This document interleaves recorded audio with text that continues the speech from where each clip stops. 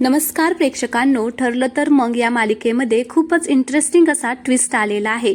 अर्जुन आणि सायलीच्या ट्रॅपमध्ये प्रिया पूर्णपणे अडकलेली आहे आणि त्याचबरोबर अर्जुन सायलीने तिचा व्हिडिओ सुद्धा केलेला आहे अश्विनला दाखवण्यासाठी। तर आता अधिराज या श्रीमंत मुलाच्या प्रेमामध्ये प्रिया कशी अडकते ते आपण या व्हिडिओमध्ये पाहणार आहोत। तर चला, व्हिडिओ खूपच इंटरेस्टिंग असणार आहे, त्यामुळे पूर्ण व्हिडिओ नक्की पहा। अर्जुन आणि सायलीने कल्पनाच्या मदतीने प्लॅन करून प्रियाला वाहन सामान आणण्यासाठी बाहेर पाठवलेले असतं। प्रिया सुद्धा आता ते सामान आणण्यासाठी बाहेर गेलेली असते। तर प्रिया सगळं सामान घेऊन आता गाडीमध्ये ठेवत असते। तेवढ्यात तिला कल्पनाचा फोन येतो। मग ती आता खूपच वैतागलेली असते आणि फोन उचलते आणि म्हणत असते की हॅलो, हो आई, अगं मी सगळं सामान घेतलेलं आहे। आई, तू जर अशी सारखी सारखी कॉल करत राहिली मला तर मला जास्त वेळ नाही का लागणार यायला? हो मी येतच आहे, तू अजिबात टेन्शन घेऊ नको, मी काहीच विसरले नाहीये, मी व्यवस्थित सगळं सामान घेतलेलं आहे आणि मी आता निघतच आहे, असं म्हणून आता ती रागारागाने फोन ठेवते आणि म्हणते की या कल्पीला तर काही उद्योगच नाही, असं वाटतंय जसं काही वाहन सामान लवकर नाही पोचलं तर ही उपाशीच मरणार आहे, असं म्हणून आता ती गाडी चालवायला तिकडच्या साईडला निघालेली असते। तर इकडे अर्जुन आणि सायलीचा प्लॅन सुरू झालेला आहे। अधिराज आणि ड्रायव्हरने आता तो सुरू केलेला असतो। ड्रायव्हर आता रडण्याचं नाटक करत असतो आणि अधिराज तिथे उभा असतो। तर आता हे सगळं तिकडून प्रिया बघत असते। प्रिया चांगलीच टक लावून त्या दोघांकडे बघत असते। तो ड्रायव्हर अधिराजला म्हणत असतो की तुमचे उपकार मी कधीच विसरणार नाही साहेब। अधिराज म्हणत असतो की हे बघा, मी इतकंही काही केलेलं नाहीये तुमच्यासाठी आणि माझ्या पाया वगैरे काही पडू नका, मी तुमच्यापेक्षा लहान आहे। तर तो ड्रायव्हर म्हणत असतो की नाही, कसं, माझ्या आईच्या इलाजासाठी खर्च 7 लाख रुपये आहे कळल्यावरती मी तर खूपच घाबरून गेलो होतो, माझ्या पायाखालची जमीनच सरकली होती। अहो, मी पैसे कुठून आणणार होतो एवढे पैसे? तुम्ही मला पैसे द्यायला तयार झालेला आहात, त्यामुळे मला खूप छान वाटत आहे। तुमच्यासारखा देव माणूस या जगात कुठेच नाही भेटणार। प्रिया मात्र हे सगळं आता टक लावून तिकडून ऐकत असते, कारण जिथे पैशाचा विषय तिथे प्रिया मात्र टक लावून ऐकणार। आता एवढे सारे पैसे दिसल्यावरती ती आता त्या पैशांकडेच बघत असते आणि त्या दोघांचं बोलणं ऐकत असते। त्यावेळेस अधिराज म्हणत असतो की मी तुम्हाला किती वेळा सांगितलेलं आहे, तुमच्या आईला मी माझ्या आई समान मानतो, मग मी माझ्या आईसाठी एवढं करू शकत नाही का? थांबा, असं म्हणून आता तो जी तिथे पैशाची पेटी असते त्या पेटीतून खूप सारे पैसे काढत असतो। तर हे सगळं पाहून प्रियाला मात्र धक्काच बसतो, कारण एवढे सगळे पैसे बघितल्यावर प्रियाला काय होईल प्रेक्षकांनो आपल्याला चांगलंच माहिती आहे, कारण ती नेहमीच पैशाला हपापलेली असते आणि आता तर तिला पैशाचीच गरज आहे, त्यामुळे ती खूप खुश झालेली असते एवढे सारे पैसे बघून।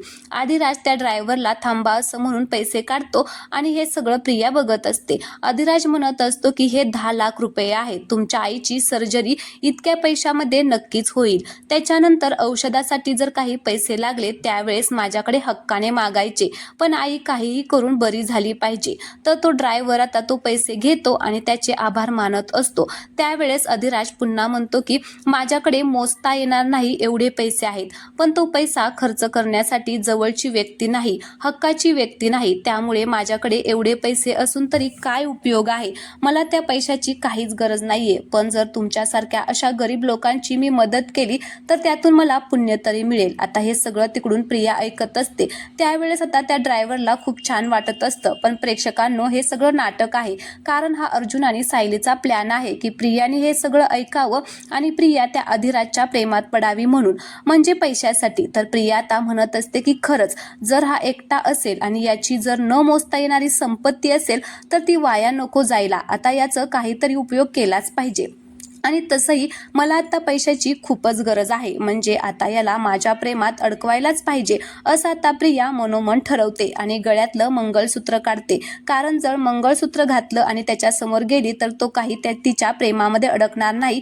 असं तिला वाटतं, म्हणून ती मंगळसूत्र काढते आणि त्याच्या समोर जाते, त्याला आता त्याची दुःखभरी कहाणी सांगत असते। आणि मग काय, खरं तर अधिराजला सुद्धा हे नाटकच करायचं असतं, म्हणून तो सुद्धा लगेच आता तिचं ऐकतो असतो. मग दोघे जण एका कॅफेमध्ये जाऊन बोलत असतात.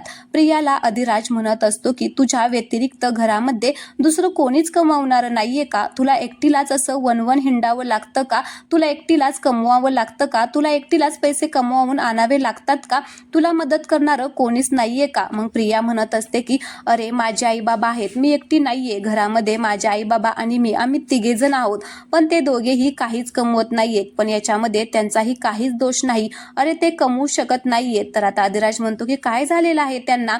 त्यावेळेस प्रिया नाटक करत रडत म्हणत असते की अरे आईला कॅन्सर झालेला आहे आणि बाबा त्यांना या सगळ्या ट्रेसमुळे गेल्या वर्षी पॅरालिसचा अटॅक आलेला आहे, त्यामुळे ते सुद्धा कमवू शकत नाही आणि दोघांचंही दुखणं असल्यामुळे हॉस्पिटलमध्ये खूप सारे पैसे लागतात, त्यामुळे मला असं वनवन हिंडून काम करावं लागतं. आमची परिस्थिती खूपच नाजूक आहे आणि माझं तर लग्न सुद्धा झालेलं नाहीये, याचं सुद्धा टेन्शन आहे माझ्या आई वडिलांना, त्यामुळे ते अजूनच खचून चाललेले आहेत. आता असं म्हटल्यामुळे तिला असं वाटत असतं की आता अधिराज म्हणेल मग मी तुझ्या आई वडिलांचा खर्च भागवतो आणि तुझ्याशी लग्न करेल, मग काय पैसाच पैसा, असा आता ती विचार करत असते. पण आता तिचं ती जी आता हे सगळं सांगत असते तिकडून अर्जुन आणि सायली ऐकत असतात. अर्जुन आता हे सगळं मोबाईलमध्ये रेकॉर्डिंग करून घेतो, जेणेकरून ती जे काही हे बोलत आहे ती आता अश्विनला दाखवायचं म्हणून. आता अर्जुन सायलीला म्हणत असतो की जितकं हिला नाटक करायचं आहे ना तितकं नाटक करू दे, कारण आपल्या अधिराज नावाच्या ट्रॅपमध्ये ती बरोबर अडकलेली आहे. सायली सुद्धा अर्जुनकडे बघत असते आणि म्हणत असते की हो, फायनली आपला आता प्लॅन सक्सेसफुल झालेला आहे आणि प्रियाचा खरा चेहरा अश्विन भाऊजी समोर येणार आहे. मग कळेल अश्विन भाऊजींना की प्रिया त्यांच्यावरती किती प्रेम करते ते. असं म्हणून आता अर्जुन आणि सायलीने बरोबर आता व्यवस्थित सगळा प्लॅन केलेला असतो. त्याचबरोबर प्रियाला खरं तर काहीच अंदाज नाहीये की आपण अर्जुन आणि सायलीच्या प्लॅनमध्ये अडकलेलो आहे म्हणून. प्रिया बरोबर अधिराज जे जे म्हणेल आता ते ते करणार असते. आता लगेच अर्जुन आणि सायली तो व्हिडिओ बनवलेला आहे तो काही अश्विनला दाखवणार नाहीयेत, ते हळूहळू करून अजून पुरावे मिळवणार आहेत. आता अधिराजला अजून लगेच इथून आता एक्झिट नाहीये. अधिराज हळूहळू प्रियाच्या मनावरती राज्य करणार आहे. जसं प्रिया म्हणेल तसं आता अधिराज ते करणार आहे, जेणेकरून आता प्रिया त्याच्या प्रेमामध्ये अडकल. प्रियाला मात्र कशाचीच चाहूल नाहीये. प्रिया आता हळूहळू त्याला सगळं काही सांगून आता घरी नेणार आहे. याच्यामध्ये आता आपल्याला बबलीचं जे कॅरेक्टर आहे ते पण पाहायला मिळणार आहे. सदा आणि मैनाला सुद्धा आता प्रिया याच्यामध्ये ओढून घेणार आहे की सदा आणि मैना तिचे आई वडील दाखवणार आहेत आजारी म्हणून. म्हणजे तिला असं वाटतं की अधिराजला सगळी परिस्थिती खरी वाटेल. सदा आणि मैना सुद्धा आता या प्लॅनमध्ये नाटक करणार आहेत.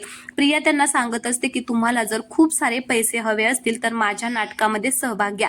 तर सदा आणि मैना सुद्धा तिच्या नाटकामध्ये आता सहभागी होणार आहेत.